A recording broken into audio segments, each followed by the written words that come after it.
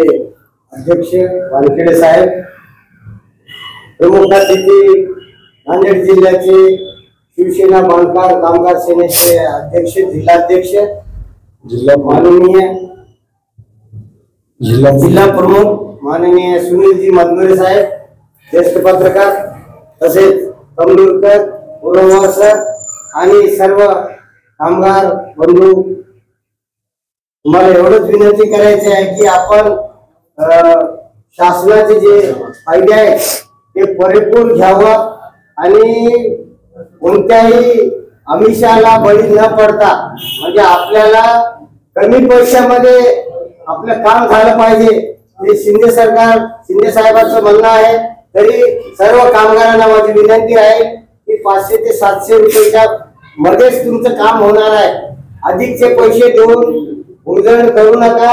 आणि तुम्हाला मुलांच्या शिक्षणाकरता 5वी ते 10वी पर्यंतचा 7,000 रुपये आणि 10वी ते 12वी त्यांना 10,000 रुपये, 12वी ते डिग्रीच्या लोकांना 50,000 रुपयाचं जे शिष्यवृत्ती आहे आपल्या मुलांना शिक्षणाकरता शासनाने हे दिलेले आहे. बांधकाम कामगार सेने कामगार लोकांना त्यांच्या मुलांच्या शिक्षणाकरता सवलती भरपूर आहेत, आरोग्यविषयी आहेत आणि डिलिव्हरी झालं तर जिवंत असो मृत्यूपर्यंत सगळे फायदे शासनाकडून आपल्याला भेटणार आहेत. तरी तुम्हाला ॲम्ब्युलन्सचा सुद्धा खर्च सुद्धा भेटते, पण त्याच्यात तसं तरतूद आहे. त्या तरतुदीप्रमाणे तुम्ही आपण खऱ्या कामगाराची मदत व्हायला पाहिजे. चुकीचा कामगार येऊन मी कामगार आहे आणि ओरिजिनल कामगारला लाभ भेटलेले आहेत. परत आमची एकच विनंती आहे की जे लेबर आहे ते सक्षम लेबर, त्यांना पैसे मिळायला पाहिजे. त्याला जे शासनाच्या सवलती आहेत त्या सगळ्या भेटायला पाहिजे. शिंदे साहेबांचं म्हणणं आहे की तळागाळातला माझा कार्यकर्ता हा सक्षम झाला पाहिजे. शिंदे साहेबांचं असं ठाम मत आहे. प्रत्येकाच्या घरी जा, त्याला भेटा, त्यांच्या काय समस्या जाणून घ्या. म्हणून यासाठी आमच्या या पदावर नियुक्ती केलेली आहे.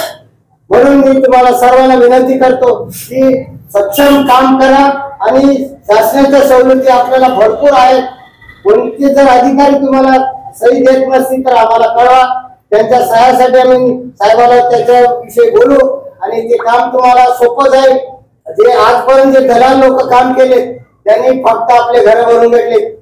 खरा कामगार हा शासनाच्या सवलतीपासून बाजूला राहिले याची आम्हाला खंत आहे. आणि शिंदे साहेबांच्या ह्याच गोष्टीमुळे शिंदे साहेबांनी तळागाळातल्या आपल्या कामगाराला काम भेटलं पाहिजे, प्रत्येकाला मजुरी भेटलं पाहिजे आणि प्रत्येक मजुराचं टायमिंग जे ठरवलेलं असते त्या टायमिंगला त्याला सुट्टी झाली पाहिजे. अधिकचा वेळ जर दिला तर त्याचं वेगळा मोबदला दिला पाहिजे. जे बी तुमचे कॉन्ट्रॅक्टरदार आहेत त्यांना पण सूचना मिळणार आहेत.